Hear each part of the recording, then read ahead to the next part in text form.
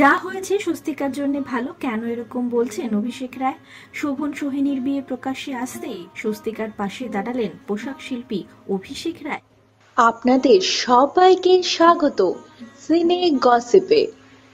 15ই জুলাই বিয়ের পিঁড়িতে বসেছেন শোভন সোহিনী। তাদের প্রথম দেখার বর্ষপূর্তিতে বিবাহ বন্ধনে আবদ্ধ হয়েছেন তারা দুজন। শোভন আর সোহিনী এই সম্পর্কের আগেও একাধিকবার সম্পর্কে ছিলেন। রণজয় বিষ্ণুর সঙ্গে প্রেমের সম্পর্ক নিয়ে বেশ আলোচনা হয়েছে সোহিনীর। অপরদিকে অভিনেত্রী স্বস্তিকা দত্তের সঙ্গে শোভনের প্রেমও বেশ চর্চায় ছিল। তবে দুজনের পথ চলা আলাদা হয়েছে। নতুন জীবন শুরু করেছেন শোভন আর সোহিনী। শোভন আর সোহিনীর বিয়ের ছবি প্রকাশ্যে আসতেই সামাজিক মাধ্যমে দেখা গেল অভিষেক রায় ছবি শেয়ার করলেন স্বস্তিকার সঙ্গে। তার সঙ্গে তিনি লিখলেন, তোর জন্য খুব খুশি, যেটা হয় ভালোর জন্য হয়। হঠাৎ এরকম কেন মন্তব্য করলেন অভিষেক রায়? তাহলে কি তিনি শোভনকে খোঁচা দিচ্ছেন? প্রসঙ্গত টলিপাড়ার খ্যাতনামা এই পোশাক শিল্পীর সঙ্গে যোগাযোগ করা হয় জনপ্রিয় সংবাদ মাধ্যমের তরফে। সেখানে তিনি জানান, আমি আসলে স্বস্তিকার জন্য খুব খুশি, আগামী জীবন ওর ভালো হবে।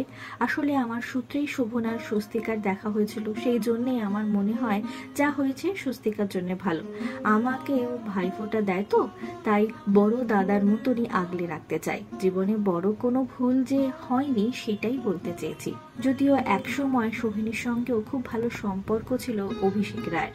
তবে কি শোভনের সঙ্গে বিয়ে করতে সেই সম্পর্ক ছেদ হয়েছে তার? অভিষেক অবশ্য জানান, সোহিনীর সঙ্গে তার বন্ধুত্ব এখনো আছে, যদিও বিয়েতে আমন্ত্রণ পাননি তিনি। অভিষেকের কথায়, সোহিনী আমার এখনো ভালো বন্ধু, ওর সঙ্গে সুসম্পর্ক আছে, ওকে নিয়ে কোনো অভিযোগ নেই, ও ভালো মানুষ।